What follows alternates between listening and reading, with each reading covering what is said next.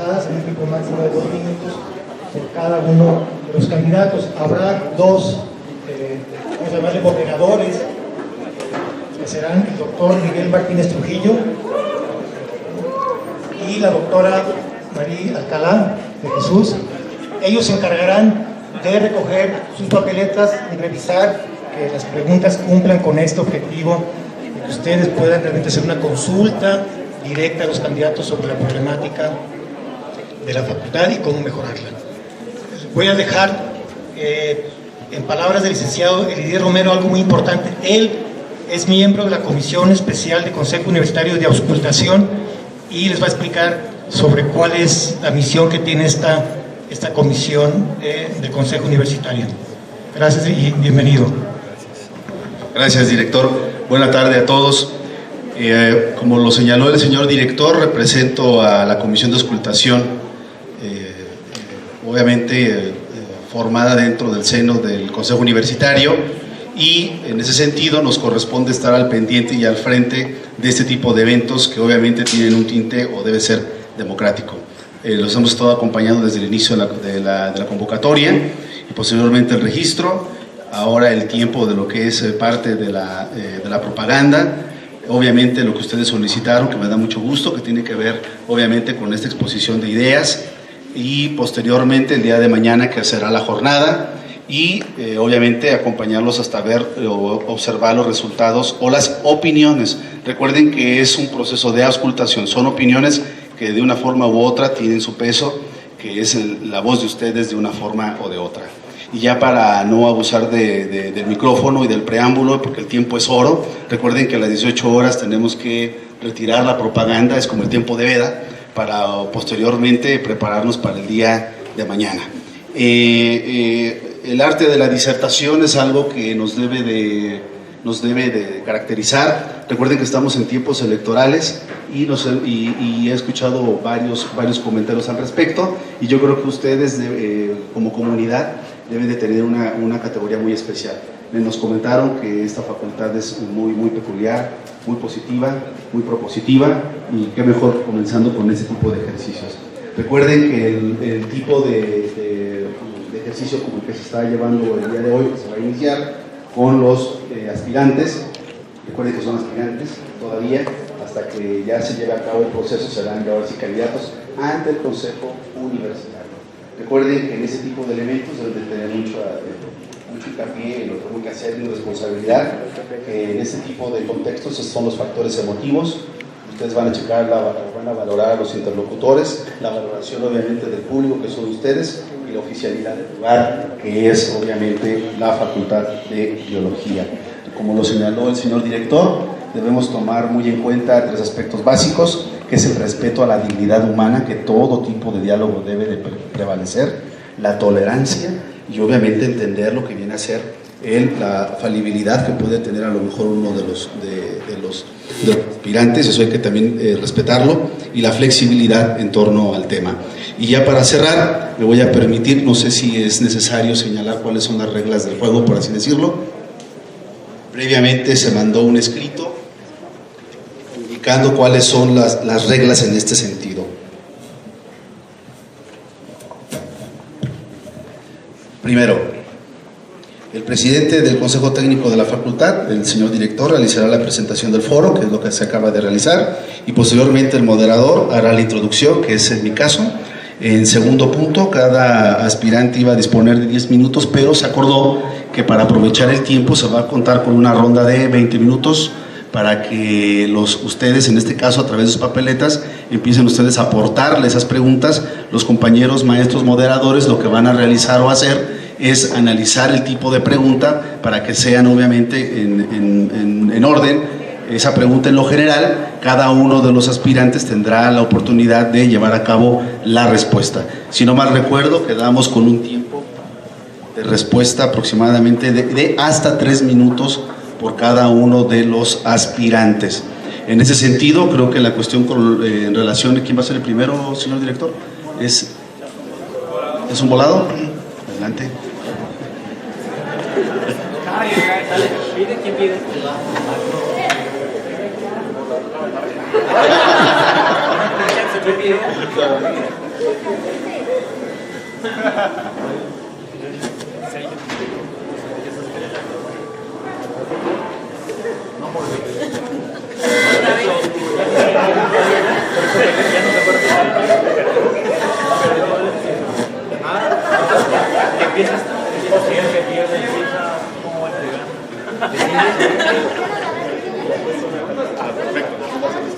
Perfecto.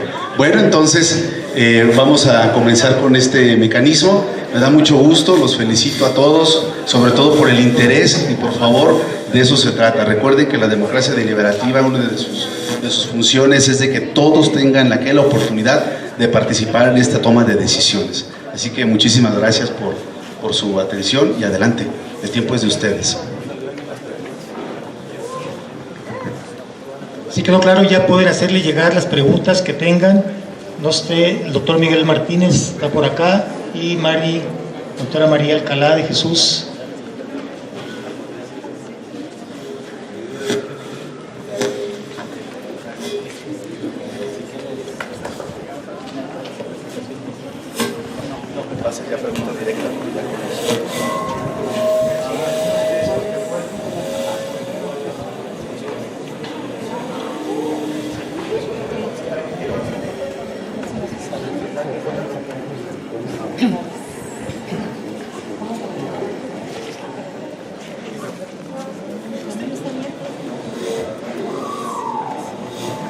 Bien, vamos a iniciar con las preguntas para los candidatos y la primera de ellas nos dice: ¿cómo podría la Facultad de Biología generar recursos propios y no depender en gran medida de los recursos universitarios?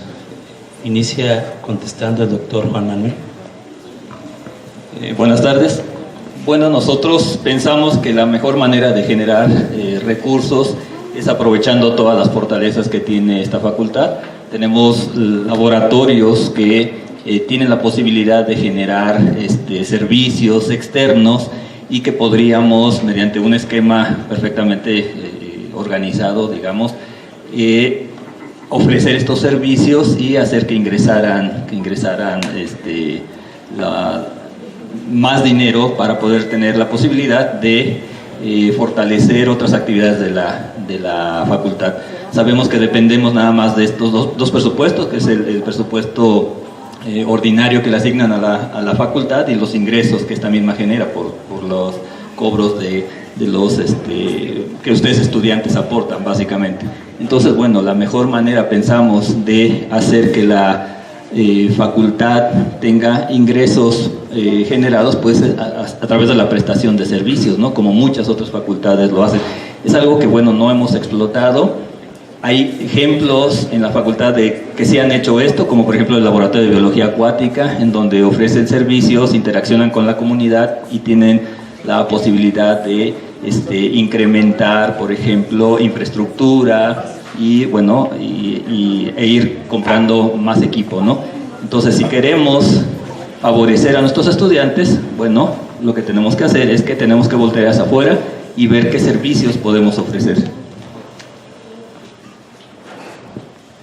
Bueno, yo pienso que la facultad pues también tiene muchas formas de hacerse llegar a la sociedad.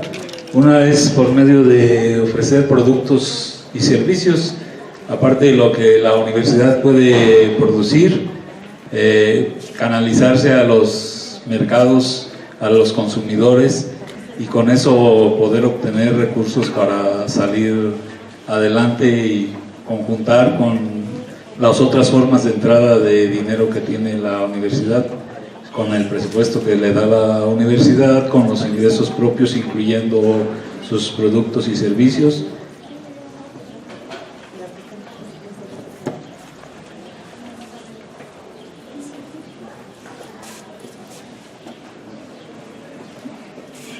Bien. Pasamos a la siguiente pregunta, y esta consiste respecto al tema de movilidad. ¿Cuáles son las modificaciones que se piensan hacer y cómo se van a transparentar estos procesos?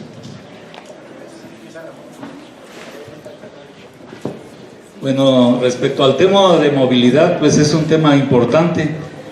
Un alumno preguntaba que si una de las materias que él no quería no existía aquí en la facultad, que cómo le podía hacer. Bueno, por medio de movilidad puede tomarla en cualquier lugar de México, en cualquier universidad que ésta la tenga. ¿Cómo se transparenta la movilidad? Bueno, primero pues ya saben que tiene un costo la movilidad, que es un promedio, y reunir con todos los requisitos y la papelería que se requiere. Y la otra parte para la movilidad, pues es que también debe de haber disponibilidad por parte de quien va a aceptar al alumno, entonces debe de haber una respuesta. Este es para aquellos alumnos que tienen duda de cómo se maneja la movilidad. Podemos hacer también movilidad aquí dentro de la misma universidad. Eso es importantísimo debido a que los alumnos...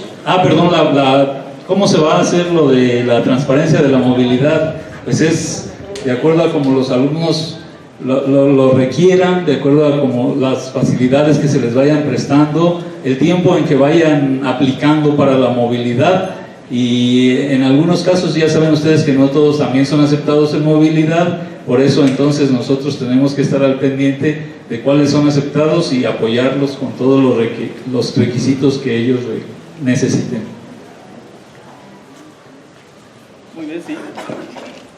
Perdón, estoy de acuerdo en que la movilidad es uno de los aspectos más importantes. ¿Por qué? Bueno, pues porque ustedes como estudiantes se ven expuestos cuando viajan a otras universidades, ya sea en otras ciudades de México o fuera del país, pues se ven expuestos a otros contextos sociales, a otras formas de trabajo, a otro tipo de impartir, inclusive la actividad docente.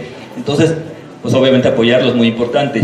¿Cómo podemos hacer para que esta aumente? Bueno, la facultad a lo largo de estos programas de movilidad, pues ha permitido que ustedes viajen apoyándolos en algunos casos con por ejemplo, la compra de los boletos de autobús o de ser posible, pues por ejemplo, de avión. Pero obviamente ustedes tienen que cumplir con todos los requisitos, pero a mí me parece que esta parte de la transparencia tiene que ver con el cómo se están asignando la posibilidad de que ustedes se vayan de movilidad, ¿no?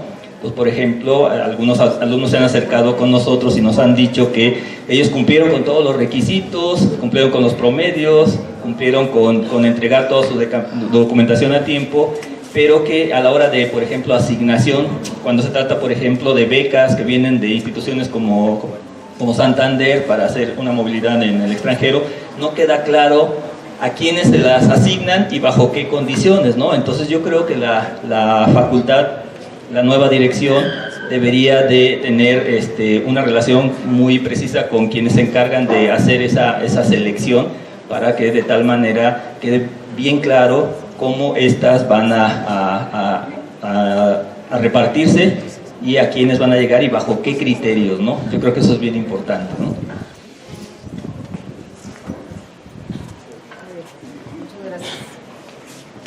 Bueno, la siguiente pregunta es: ¿qué proponen para mejorar la atención en el área de control escolar? Ya que en ocasiones aspectos personales del personal afectan la atención, proporcionando mal trato a los estudiantes. Sí, es cierto.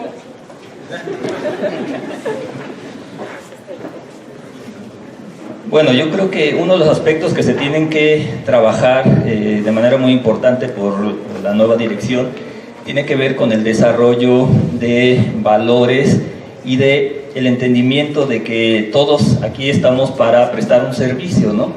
Entonces, si queremos que la gente que laboramos en esta facultad esté contenta con lo que hacemos, bueno, pues tenemos que prestar un buen servicio. ¿Cómo le vamos a hacer? Yo creo que en algunos puntos en donde, por ejemplo, en este caso particular que no se da la atención apropiada, tiene que ver también con la falta de acompañamiento que los encargados de estas áreas han dejado de tener por parte de los directivos de la facultad, ¿no? Entonces, ¿qué proponemos nosotros? que toda la estructura administrativa de la facultad no sea simplemente que tengamos arriba a un director, un secretario académico y un secretario administrativo que delegue las actividades en los subordinados y que luego después no los acompañe, ¿no?, durante el proceso, ¿no?, porque eso se puede prestar a que haya que se hagan cosas que no deberían estarse haciendo, ¿no? Entonces, ¿qué proponemos? Directamente un acompañamiento de tanto el secretario académico, el secretario administrativo y por supuesto el director a todas esas funciones y mejorar el servicio. La idea también es proponer una cuestión de mejorar la calidad del servicio, incrementar la calidad mediante estándares que nos permitan en algún momento inclusive acceder a algunas cuestiones ¿cómo se llama? Como los ISO, ¿sí?, que son básicamente estándares importantes para permitir la mejora de estos servicios, ¿no? Desde mi punto de vista personal, lo que se requiere es la integración del personal administrativo, la revaloración del personal administrativo al trabajo de la facultad. Yo creo que eso es muy importante, hacerlos que se sientan parte de nosotros. Pues en algunas ocasiones será necesario algunos cursos de capacitación de relaciones humanas a los que se les permita o se les den las facilidades para que asistan y nos presten un servicio adecuado. Desde mi punto de vista, pues requerimos prácticamente de esas dos cosas.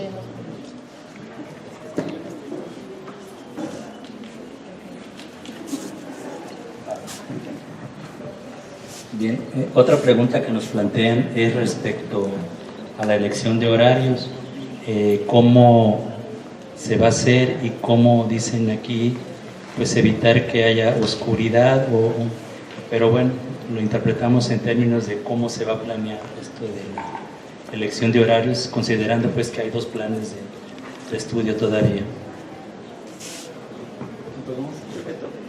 Bueno, la elección de horarios actualmente se hace de acuerdo al promedio. En el nuevo plan se ha cambiado a lo que es por sección, de tal manera que el programa tiene que tener una cantidad de alumnos aceptados. Una vez que ese grupo se llena, tiene que el alumno que ya no quede en ese grupo tiene que buscar su ubicación en otro. Ahora es más fácil, era un poco más difícil cuando el alumno tenía que escoger diferentes materias y se tenía que distribuir porque el horario no le quedaba adecuado, pero hay una forma. Yo pienso que el sistema que tenemos, la plataforma que tenemos, pues también se tiene que modernizar, se tiene que ir adecuando acorde a las necesidades de nosotros, de acuerdo a las necesidades de los alumnos. Y también puede haber opciones en que los alumnos necesiten por trabajo, por enfermedad, un horario adecuado a esas necesidades, y es posible hacerlo también. Entonces la adecuación de horarios también dependerá pues de esa parte que necesitan también ustedes echarle muchas ganas en lo que es pues su evaluación, para que puedan estar a tiempo en la mañana en un horario que les corresponda. El sistema funciona así, los sistemas a veces son un poco cuadrados y son numéricos, entonces nosotros también tenemos que adaptarnos, porque si no, imagínense, en un grupo se llenarían hasta 60, yo creo, y acorde a los maestros y a las necesidades y ahora sí que a las preferencias por un maestro, pues todos se irían a un grupo. Entonces debe de haber un control y un registro de cómo están los horarios. Pues sí, como la selección de horarios tiene que ver con el promedio y además tiene que ver con el uso de una plataforma, a mí me parece que lo que se tiene que hacer es revisar el funcionamiento de esa plataforma y adecuarla a las características de cómo ha ido cambiando la facultad y cómo se están modificando los programas de trabajo, de la carga, ¿no?, horaria de los alumnos. Entonces, básicamente, la propuesta de nosotros tiene que ver con una revisión de esa plataforma, de tal manera que, bueno, no ocurran esos fenómenos de que de pronto tenemos grupos demasiado grandes pero que en algunos casos han sido no tanto por el funcionamiento de la plataforma, esa es otra cosa que también tenemos que revisar, sino porque ha habido quien ha tenido la posibilidad de modificar y de inclusive cambiar a alumnos de secciones o ayudarles a inscribirse en la sección en la que ellos querían, aunque no tenían el derecho o la prioridad, ¿no? que sobre otros, ¿no? Entonces, bueno, la idea primero es revisar la plataforma y luego pues tratar de corregir todos esos errores debidos a que a veces hay favoritismos que permiten que ciertos alumnos se puedan brincar, por ejemplo, la prioridad que les corresponde de acuerdo a su promedio de calificación, ¿no?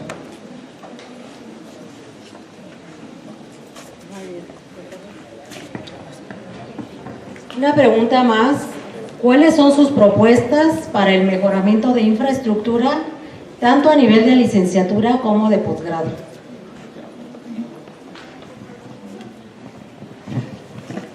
Bueno, yo creo que la facultad, aunque tenemos una facultad que tiene, bueno, estos edificios ya son bastante viejos, pues se le han ido haciendo ajustes, ¿no? Entonces, concretamente lo que nosotros estamos proponiendo es, por ejemplo, mejorar todo lo que tiene que ver con cuestiones de iluminación, de tal manera que podamos hacer que la facultad se vuelva menos impactante, su huella ecológica se reduzca. ¿Cómo? Pues a través sobre todo de ir reemplazando todas las luminarias de los salones con luminarias LED.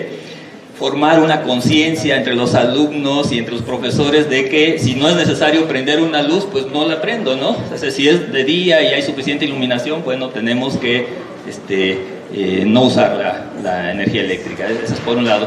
La otra parte pues, tiene que ver también con cómo adecuar los espacios dentro de los salones, tiene que ver con, por ejemplo, internet, que es parte también de la infraestructura, hacer que funcione de manera más eficiente.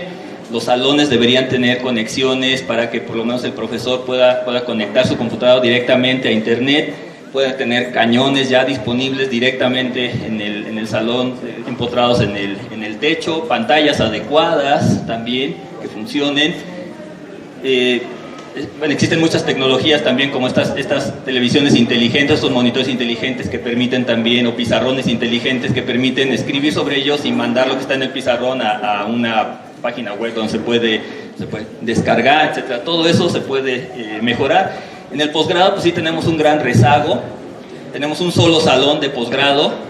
Esta oficina que ahora existe aquí, pues tiene que ver con, era la dirección de historia antes y se recuperó y se convirtió en un centro neurálgico importante para los posgrados en los que participa la facultad, que son institucionales, pero seguimos teniendo solamente un aula, ¿no?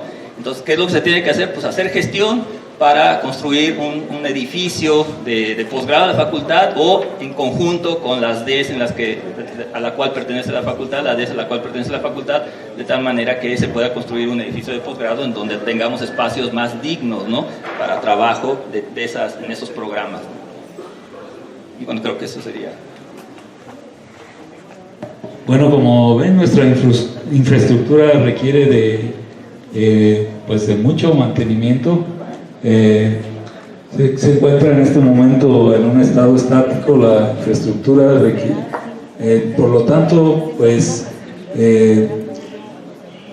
debe de haber algún presupuesto, alguna partida para poder implementar, y también debemos de tomar en cuenta que no solo tenemos el edificio R, tenemos el B2, el B4, tenemos el edificio X, tenemos Acuática, tenemos el jardín botánico, tenemos la estación biológica en Uruapan. Por lo tanto, es cuantioso el gasto de mantenimiento que requiere todo esto, pero buscando los medios necesarios es posible reactivar y echar a andar todo esto, sobre todo el edificio R, que vemos en qué estado se encuentra, de tal manera que buscar los vínculos necesarios, las partidas necesarias y ponernos a trabajar.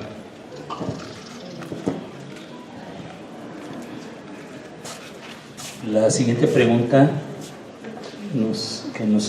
que les hacen es, ya que ambos candidatos tienen muchas actividades para hacer normalmente, ¿qué harán para poder disponer del tiempo suficiente para atender al alumnado y a los profesores? Si se van a dedicar de tiempo completo al cargo o cómo lo harían.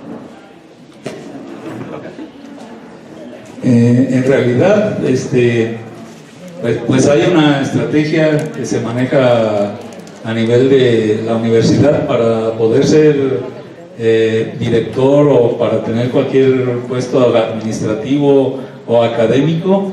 La universidad te hace una descarga medio tiempo, que se supone que es el tiempo que deberías tú de dedicar a la atención de las oficinas, pero también te deja algunas clases para que tú compenses ese tiempo y debes de impartir las clases que correspondan al tiempo que se te da de carga, y el otro tiempo que se te descarga por parte de la universidad es el que se requiere para estar ahí.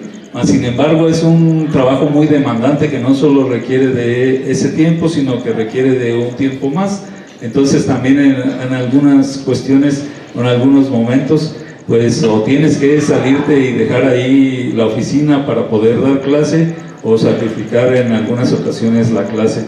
Pero así funciona realmente como es que uno tiene que compartir su tiempo del dar clase o tu tiempo completo, cómo se tiene que dividir en dos partes para poder estar en la oficina y también impartir clases en los salones. Sí, de hecho, la universidad ya tiene esquemas establecidos para este tipo de actividades. Sin embargo, bueno, aquí lo que es importante recalcar es que no puede uno dejar de dar clases, ¿no? Finalmente, entonces hay que cumplir con todas esas actividades. Y sí, efectivamente, pues lo que va a ocurrir para cualquiera de los dos que llegue a este puesto, pues es que se va a tener que descargar, ¿no? En mi caso, que soy profesor de tiempo completo, profesor investigador de tiempo completo, pues tendré que dejar algunas de las secciones que estaba impartiendo, pero no las puedo dejar todas, ¿no? Y también doy cursos en posgrado, ¿no? Entonces mi compromiso, y eso es curioso, ya algunos estudiantes me lo preguntaron, ¿no? O sea, ¿qué va a pasar con tu curso de posgrado, por ejemplo, si tú llegaras a ser director? Pues lo que yo les dije es que lo voy a impartir, ¿no? ¿Por qué? Porque me interesa. Y en la licenciatura también. Y lo interesante es que, bueno, una vez que sale uno esto del puesto, pues lo que tiene que hacer pues es reincorporarse y retomar las actividades normales y cumplir con la carga tal como la tenía uno antes de entrar. Entonces, bueno, pues, ¿qué voy a tener que hacer? Pues descargarme. Si llego a la dirección, temporalmente, si efectivamente es con un medio tiempo, y eso pues bueno, en teoría te va a permitir realizar todas las actividades que un director tiene que realizar, pero yo creo que esto va mucho más allá del tiempo que esté uno aquí presente en la facultad, ¿no? En muchos casos habrá trabajo que se tendrá que hacer fuera de la facultad, ¿no? Y bueno, una persona que acepta llegar a un puesto como este, pues está aceptando que es una gran responsabilidad y que tiene que cumplir con ella.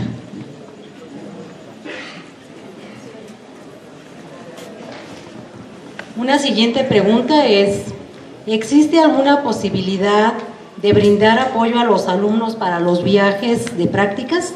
Y se refieren específicamente a las salidas de campo. Sí, existe una posibilidad. Hasta donde yo tengo entendido hay partidas para apoyar a los viajes de campo.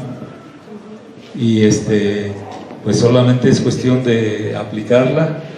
Me parecía ser que era por alumno, ¿sí? El conocimiento que yo tengo, yo hasta ahí me quedé en la administración anterior. De la administración nueva no sé si se restringió esa partida, pero sí existía una partida de apoyo para los viajes de práctica. Sí, mire, la facultad, el presupuesto que recibe la facultad tiene que, se tiene que generar lo que le llaman plan operativo anual, un POA, para esos ingresos, y bueno, y también para el presupuesto ordinario que normalmente recibe, y ahí se definen las partidas que se van a dedicar a este tipo de apoyos, ¿no? Entonces, bueno, lo que habría que buscarse es el aumento, de ser posible, de esas partidas, ¿Mediante qué? Bueno, pues lo que ya platicábamos en otro momento, ¿no? La cuestión de la gestión, el mejorar los ingresos de la facultad a través del brindar servicios externos. Eso nos podría permitir en algún momento tener mayores recursos para apoyar de mejor manera a los viajes de prácticas, ¿no? Que siempre son un gasto, ¿no? Importantísimo, ¿no? Además, cuando a algún profesor se le ocurre que se va a hacer una semana de viaje o algo así, entonces eso implica sangrar a las familias de manera muy importante. Entonces yo no digo que la facultad les vaya a pagar todos los gastos, ¿no? Pero sí que les pueda brindar un apoyo que pudiera aminorar esa parte. ¿Y cómo lo podemos hacer? Bueno, intentando aumentar las partidas o tener una bolsa mayor dentro de lo que es el programa operativo anual que nos permitiera pues, darles esa posibilidad, ¿no? No es nada fácil, porque pues, los recursos en la universidad están limitados, y entonces la búsqueda tiene que ser hacia la gestión y hacia brindar esos servicios externos que nos permitieran tener mayor cantidad de recursos generados.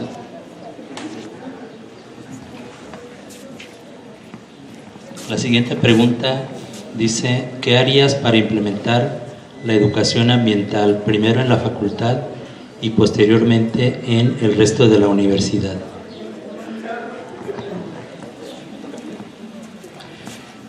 Bueno, sí es paradójico que la facultad no tenga internamente un plan ambiental, ¿no? Yo creo que existen como nuestro programa pretende que realmente seamos todos los que participemos, me parece que en la Facultad de Biología hay gente que podría apoyar de manera muy importante al desarrollo de un plan de trabajo que estuviera tendiente a hacer la facultad más amigable con el ambiente, ¿no? Entonces yo sé que la universidad tiene un plan ambiental, ¿no? Pero ¿por qué en la facultad no lo estamos implementando? Sabíamos que, por ejemplo, hubo un momento en el que se intentó hacer separación de residuos y esto, pero en algún momento se abandonó. Entonces, bueno, habría que recuperar esas experiencias, habría que analizar qué fue lo que salió mal, ¿sí? Y generar una nueva propuesta, un nuevo plan ambiental que incluyera pues muchas más cosas, ¿no? No nada más la parte de manejo de residuos, también la parte de eficiencia energética, el uso más eficiente, por ejemplo, ¿por qué tanto documento impreso? ¿Será posible cambiar, por ejemplo, a formatos digitales, a constancias en formato digital y ese tipo de cosas? Bueno, también sería importante hacer un análisis al respecto y entonces hacer una propuesta concreta para mejorar ese uso que estamos haciendo de esa manera en la que estamos trabajando actualmente en la facultad y que pudiera plantearse, pues, por supuesto, en un plan ambiental, ¿no? Nada más antes de terminar, y bueno, no tenemos realmente plantas aquí, jardines muy bonitos, ¿no? Entonces parte de ese proceso de tener una facultad ambientalmente más amigable, pues sería también el mejorar nuestros jardines, ¿no? Entonces tendríamos que trabajar eso. Hay experiencias muy interesantes y muy importantes de profesores de aquí de la facultad que conocen muy bien las diferentes especies y nos permitiría hacer una selección importante de especies que nos pudieran mejorar estos jardines.